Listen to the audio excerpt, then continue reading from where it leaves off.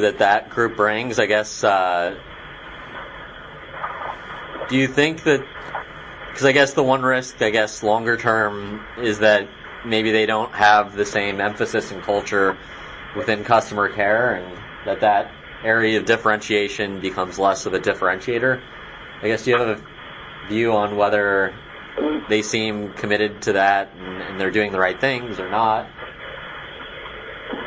I can't imagine, to be honest, for them to continue keeping up the, I don't know how many they have, but when I left, I think it was like 4,000 plus customer care reps.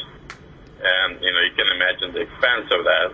So, somebody who, financial background, looking at it and saying, hey, if we can only cut this by X, it's going to do Y to our margins, right? So I think Scott is a huge believer of customer care center. At the same time, he's a finance guy. So, yes, it's important to have that service and that care.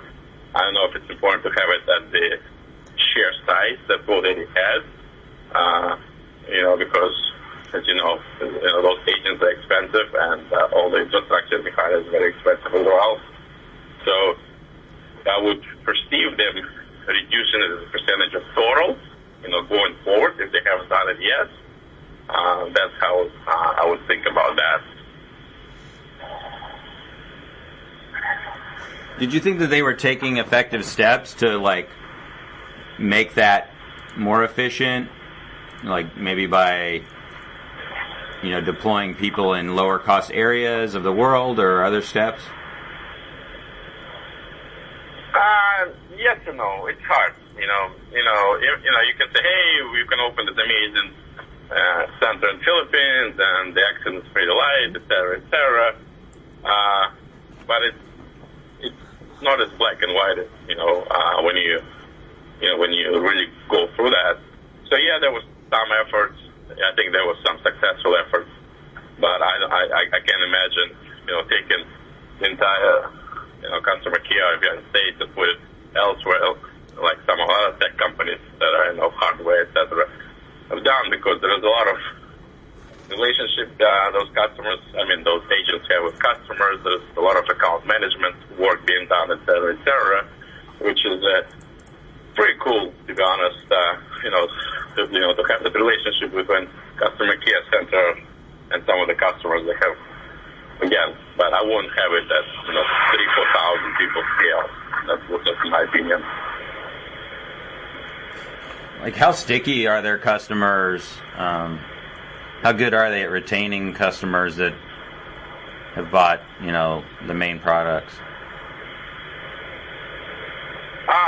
So if you just buy one product like the main, you are going to churn a lot higher rate if you buy more than one product. It's just, math. And the main is a good way to get somebody in the door, and then continue selling other. But simply somebody who has just a domain or two, those folks, churn out at a great rate. And I guess as you buy more products from them, if you're buying multiple products, how much does that improve churn? How much of a driver is that of improving churn? And over time, as you kind of saw more and more products being sold into the existing customer base and new customers, did churn drop meaningfully? It does, yeah. If you have somebody who has 2+ products, and especially if those products are activated, or if they use, forget about, you keeping a customer for years. But, the key is to have more than 2 products, and, hopefully for somebody just activated without even using that website builder, it already improves your churn numbers.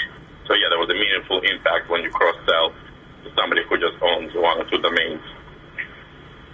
Okay. How good are they at sort of growing with their customers? If you're a small business, let's say you're a maid service, and you're a startup, but then you expand and your revenue is growing, and you need more web content,